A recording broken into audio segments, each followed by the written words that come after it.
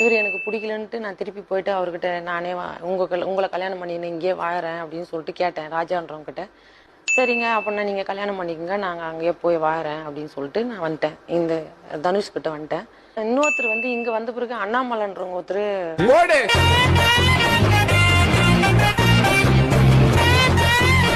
அடுத்தது என்னாச்சு? அடுத்தது வந்து அந்த வேதனையால நான் என்ன பண்ணேன், இவர் கூட சரி வர இல்லாம ஒரு கோபின்ற ஒருத்தர் வந்து எனக்கு நீங்க வேணுங்க அப்படின்னு கூப்பிட்டேன். அது மட்டும் தான் நான் செஞ்ச தப்பு.